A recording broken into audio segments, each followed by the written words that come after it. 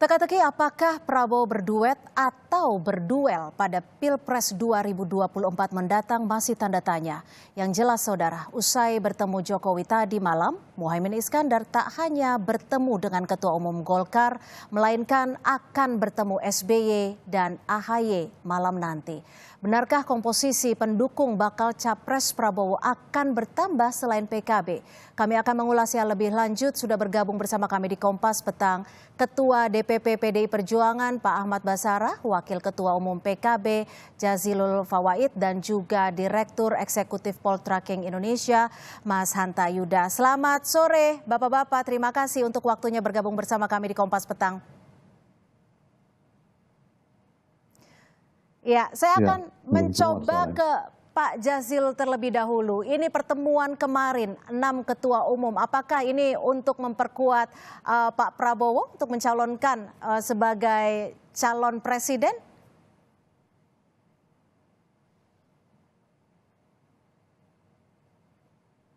Ya, Pak Jazil. Gimana, Cynthia? Ya, bagaimana tanggapan dari Anda terkait dengan pertemuan ke-6 Ketua Umum Parpol dengan Presiden Jokowi kemarin malam? Ya baik, pertemuan 6 Ketua Umum Parpol di Istana, saya yakin ini dalam rangka merapatkan barisan partai-partai pendukung pemerintah di penghujung periode kepemimpinan Pak Jokowi, agar semua fokus pada capaian dan target. Bahwa memang ada sekarang masuk musim Pilpres, mungkin saja pembahasan terkait Pilpres, koalisi itu dibahas tipis-tipis. Namun sesungguhnya saya lebih memaknai bahwa ini silaturahim para ketua umum partai politik pendukung pemerintah yang konon saya juga belum tahu bahwa Nasdem sudah tidak dianggap atau tidak diundang minimal tanda kutip sebagai partai yang mendukung pemerintah. Padahal faktanya sampai hari ini Nasdem masih masuk menjadi partai pendukung pemerintah barisan Pak Jokowi.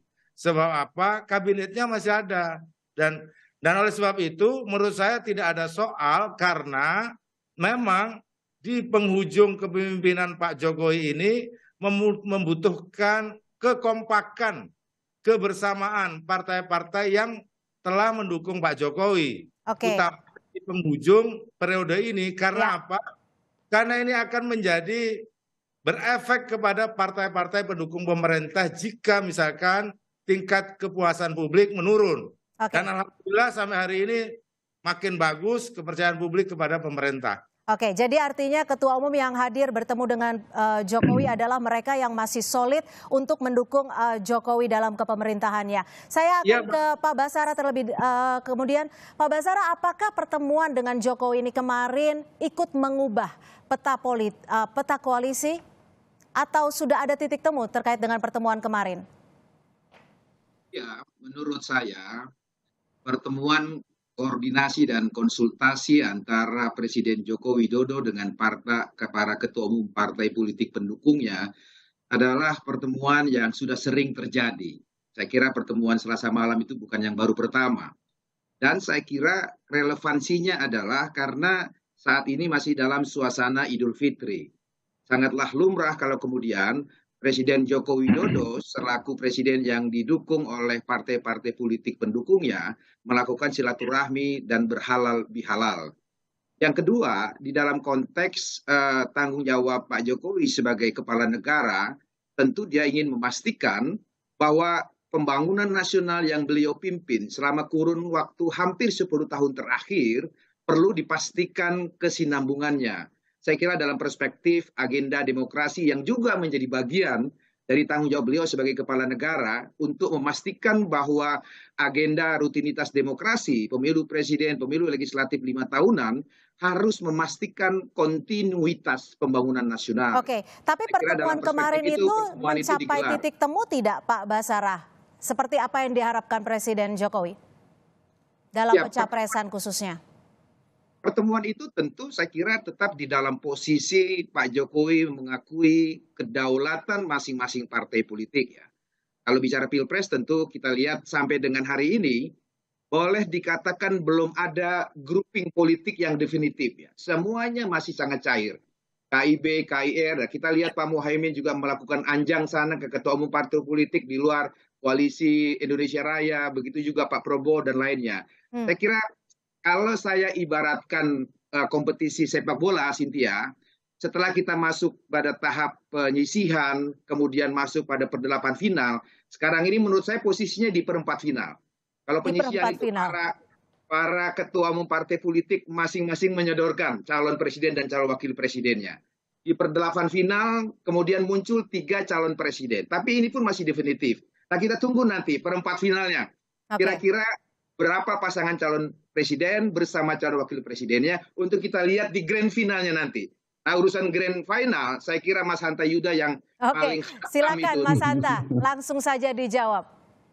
Iya, menarik ya. Tadi sudah Pak Jazilul maupun Mas Ahmad Basara sudah memberikan gambaran kira-kira arah peta politik, tapi tampaknya masih cukup cair, Cynthia.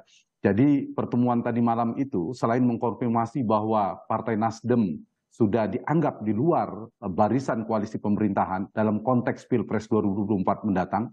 Yang kedua, kita bisa membacanya tampaknya yang dibahas tadi malam itu ada hal-hal yang bersifat umum atau normatif saja. Dan itu wajar karena pertemuannya secara terbuka semua ketua umum. Kalau pembicaraannya lebih ke power sharing, lebih pada peta elektoral, peta koalisi, siapa menjadi capres-cawapres, saya kira mungkin lebih tertutup ya, tidak sepenuhnya terbuka seperti ini Mas Ahmad Basara ya.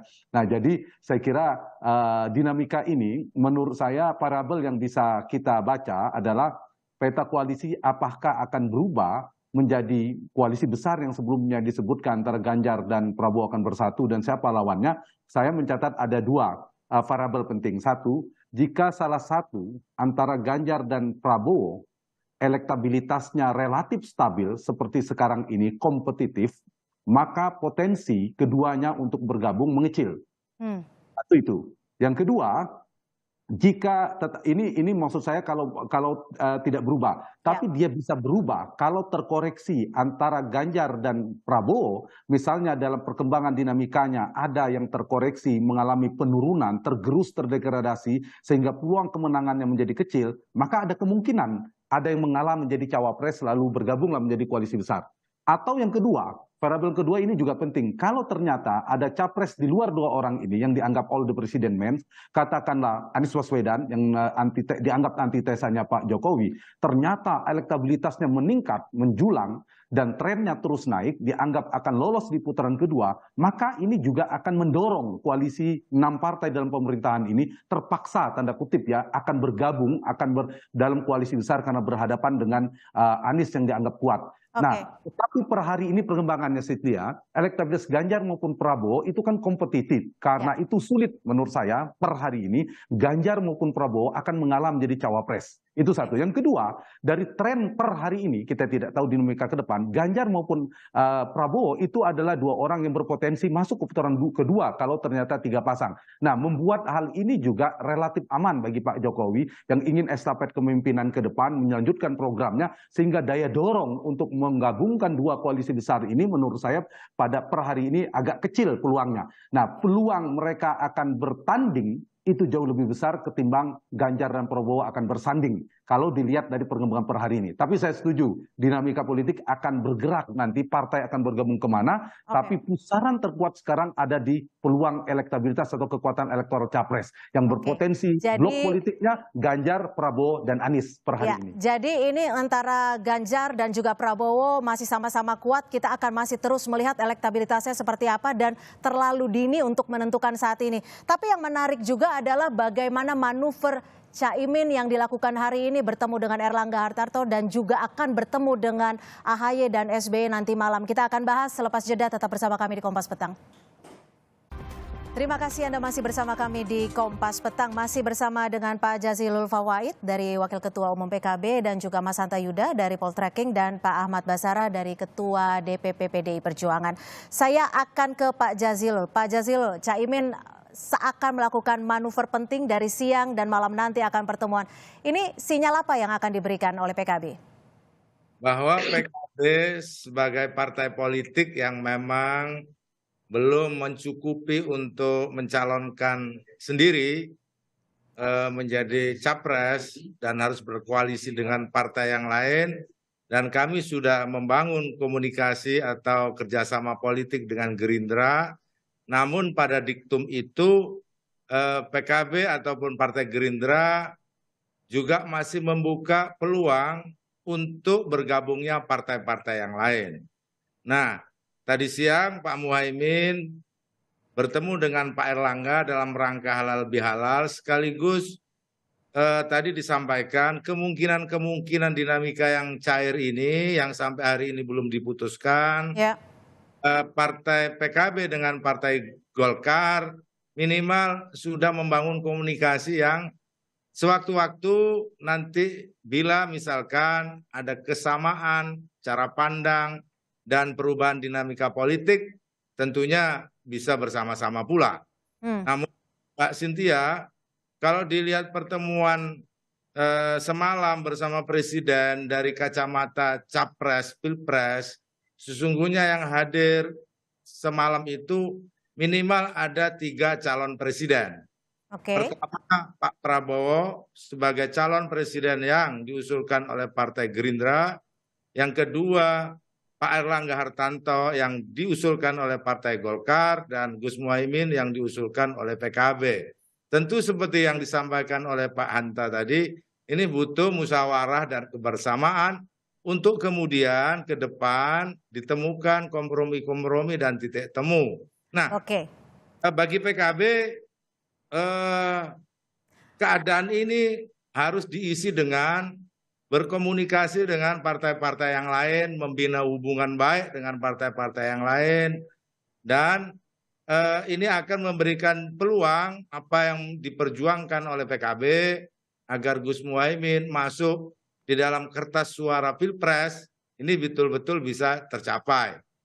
Nah, kalau tidak ada ikhtiar-ikhtiar seperti itu, misalkan PKB asik dengan sendiri gitu ya, perjuangan kita tentu akan mengalami hambatan. Dan alhamdulillah tadi siang Pak Erlangga dan Gus Muhaimin sama-sama memberikan respon yang positif. Kalau untuk pertemuan dengan AHY dan SBY nanti malam, agendanya apa yang ingin disampaikan? Pertemuan dengan Pak SBY memang pertemuan halal bihalal dalam rangka bulan Syawal, sekaligus tentunya akan saling berdiskusi, bertukar pikiran. Kalau soal koalisi-koalisi, kami juga sudah tahu bahwa Demokrat sudah membangun koalisi dengan partai yang lain. Namun bagi kami, Demokrat dan PKB sudah pernah bekerja sama yang cukup lama. Meskipun saat ini Demokrat sebagai oposisi seperti itu? Ya, tidak ada masalah karena oposisi itu pun juga perlu kita membangun kerjasama ataupun komunikasi politik, bukan kerjasama ya, komunikasi yang baik. Sebab apapun Demokrat juga memberikan sumbangsi pada perjalanan politik. Saya akan ke Pak Basara. Pak Basara, ini ada manuver yang sudah dilakukan oleh PKB siang hingga malam nanti. Apakah ada kekhawatiran dari PDI Perjuangan? Kami menghormati jurisdiksi politik masing-masing partai politik untuk melakukan kreativitas dan inovasi-inovasi politiknya. Saya kira Pak Muhaimin dan juga para ketua umum partai politik yang lain saat ini memanfaatkan momentum yang tersedia untuk melakukan komunikasi, koordinasi dengan para ketua umum partai politiknya yang diistilahkan sendiri oleh Caimin sebagai upaya untuk mencari simulasi terbaru. Posisi PD Perjuangan, saya kira dalam kesempatan Ibu Mega menerima Partai Persatuan Pembangunan, tentu akan terus mencermati dinamika politik nasional terkait Pilpres ini. Dan saya kira kalau Caimin akan bersimulasi, Bu Mega sudah katakan akan berkontemplasi untuk mencari siapa calon wakil presiden terbaik untuk Pak Ganjar, tentu saja bagi bangsa dan negara ini. Pendaftaran capres masih 5 bulan lagi, Cynthia. Masih cukup panjang. Untuk terus kita berkoordinasi, berkomunikasi, melakukan penjajakan kerjasama politik. Oke, Percayalah, Pak Basara, meskipun tapi banyak Bu Mega capres, sempat juga menyebutkan bahwa banyak partai-partai lain yang ingin bergabung, bahkan banyak juga yang masih malu-malu seperti itu. Ini partai-partai mana saja yang diindikasikan oleh Bu Mega? ya memang pasca pengumuman Pak Ganjar sebagai capres oleh Ibu Megawati Soekarno Putri, Cynthia, antusiasme masyarakat itu cukup luas. Dari partai politik kemarin sudah menyampaikan dukungan politiknya Pak Mardiono dan teman-teman Partai Persatuan Pembangunan. Mhm. Mungkin dalam 1-2 hari ke depan akan ada partai politik lain yang juga akan menyatakan dukungannya untuk menjalin kerjasama politik dengan PDI Perjuangan. Di luar itu, kebetulan saya ditugaskan sebagai koordinator relawan. Ya, Intinya banyak sekali organ-organ di masyarakat yang mengambil inisiatif prakarsa untuk membentuk organ relawan, mendukung Pak Ganjar sebagai baik. calon presiden Indonesia. Baik, saya akan ke Mas Hanta. Mas Hanta, menurut kacamata Anda, pertemuan yang dilakukan Caimin nanti malam ini akan mengarah kemana sekiranya? Ya, kalau kita lihat pergerakan politik Caimin dan Pak Erlangga Golkar, saya melihat lebih pada menghimpun kekuatan untuk Pak Prabowo ya, berkompetisi bukan untuk PDI Perjuangan, Mas Ganjar dan partainya Pak Ahmad Basara. Kalau kita lihat, tadi pun Gus Jazilul sudah mengatakan kebersamaan Gerindra, PKB dan Golkar. Jadi kalau dilihat memang membangun koalisi besar dalam konteks ini ya membangun pencapresan atau porosnya Prabowo, itu satu. Tetapi Cynthia jangan lupa memang kerumitan yang akan muncul atau komplikasi politiknya kan tantangannya ada soal cawapres. Tadi juga Gus Jazilul sudah menyebutkan nama, ada Caimin yang pantas menjadi cawapres misalnya, Erlangga Hartarto juga yang membidik atau mengincar posisi yang sama. Nah, tantangannya ada di sini nanti, semua partai pasti mengincar posisi cawapres. Belum lagi nama-nama lain di luar partai politik, saya kira akan dibidik juga seperti Kofifa, Erick Thohir, Mahfud dan sebagainya. Sehingga dinamikanya masih dinamis ya, dia berkelindan antara membangun koalisi kebersamaan dengan preferensi partai yang mana mereka paling mungkin diterima atau aspirasinya diterima, karena semua partai itu memburu insentif elektoral, kotel efek ekor jas untuk didapatkan kalau ada yang menjadi cawapres. Persoalannya cawapres kan cuma satu. Iya. Kalau cawapres 2 atau 3 tinggal diumumkan. Nah, ini yang saya kira menjadi tantangan bagi partai politik. Yang kedua, soal pergerakan ada pertemuan lagi dengan Demokrat. Ini bisa dari dua perspektif melihatnya. Kalau perspektif Partai Demokrat ya ada potensi mereka ditarik ke koalisi perubahan. Meskipun menurut saya lebih besar sebaliknya perspektifnya, yaitu di mana sebagian koalisi partai dalam pemerintahan atau yang sekarang dibangun koalisinya oleh Golkar dan PKB ini bisa ada potensi sedang menjalin komunikasi dengan salah satunya Demokrat, partai yang di luar pemerintahan. Nah, kalau satu yang terpental, maka salah satu skenario all the president means itu terbuka peluangnya kalau ternyata ada yang gagal maju karena tidak cukup dukungannya. Tetapi itu jika ya ada yang satu keluar atau terpental. Lagi-lagi saya kira pergerakan politik ini bergantung pada partai-partai ini. Yang bisa kita baca sekarang itu ada 3 kekuatan, yaitu Ganjar Pranowo, Prabowo Subianto, dan Anies Baswedan. Partainya masih bergeser-geser, meskipun PDIP sudah pasti dengan Ganjar, ditambah P3, kemudian di koalisi perubahan ada 3, meskipun ada potensi terpental satu. Mas Hanta, maaf saya potong. Artinya kalau Anda tadi menyebutkan bahwa pertemuan Caimin untuk mencari dukungan kepada Prabowo, ini artinya potensi koalisi besar itu tidak ada ya? Mengecil, seperti saya katakan tadi, sepanjang elektabilitas Prabowo dan Ganjar kompetitif sama-sama kuat dan berpotensi masuk putaran kedua, sementara ya per hari ini, maka itu mengecil. Kecuali 2 hal. Kalau salah satu ada yang tergerus lalu mengalah, kalau begitu bobotnya ini cocok porsinya menjadi cawapres saja. Atau yang kedua, Anies Baswedan menguat elektabilitasnya sehingga mereka terpaksa harus berkumpul dalam satu koalisi besar untuk berhadapan dengan kekuatan. Pak Basara, bagaimana jika kemungkinan koalisi besar mengecil dan ada kemungkinan umpamanya Golkar akan bergabung dengan KIR? Bagaimana PDIP melihat ini? Semua kemungkinan politik itu bisa saja terjadi. Situasi politik hari ini yang dianalisis oleh Mas Hanta dan para pengamat politik lainnya bisa saja berubah dalam 1-2 hari, 1-2 minggu, atau beberapa bulan ke depan ya. Sebelum pendaftaran para capres oleh partai pengusung yang memenuhi kuota 20% ke Komisi Pemilihan Umum tanggal 22 Oktober yang akan datang, semua kemungkinan politik itu akan selalu ada, Cynthia. Hmm. Politik is an art possibility. Politik adalah sebuah seni dari segala kemungkinan. Nah, saat ini saya kira kalau dilihat langkah-langkah para ketua umum partai politik, itu dalam rangka membuat posibilitas-posibilitas apa yang paling tentu saja paling menguntungkan bagi masing-masing partai politik itu. Saya Baik. kira demikian, Cynthia. Baik, terakhir saya akan ke Pak Jazilul.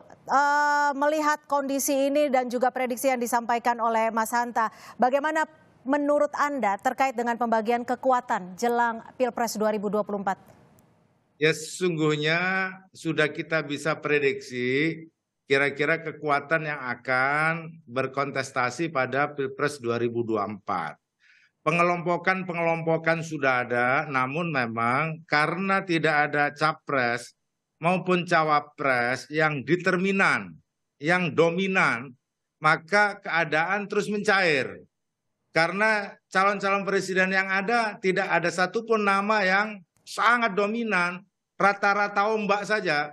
Sehingga PKB mengambil peran inisiatif untuk tetap membangun komunikasi karena keadaan masih dinamis. Baik. Seperti disampaikan oleh Pak Basara tadi, semua kemungkinan masih terbuka sehingga PKB bermain di kemungkinan yang ada, dan saya yakin langkah-langkah yang dilakukan oleh Gus Muhaimin, yang dilakukan oleh PKB mengarah pada perbaikan dan kerjasama, kebersamaan, yang memang itu yang menjadi inti di dalam membangun politik Indonesia yang baik ke depan. Baik, manuver masih terus ada, komunikasi juga terus terjalin, dan peta politik juga masih terus dinamis. Kita akan lihat nanti seperti apa koalisinya dan seperti apa hasil pertemuan malam nanti. Terima kasih kepada narasumber kami di Kompas Petang, Pak Ahmad Basara, dan juga Pak Jazilul Fawait dan Mas Hanta Yuda sudah bergabung bersama kami di Kompas Petang.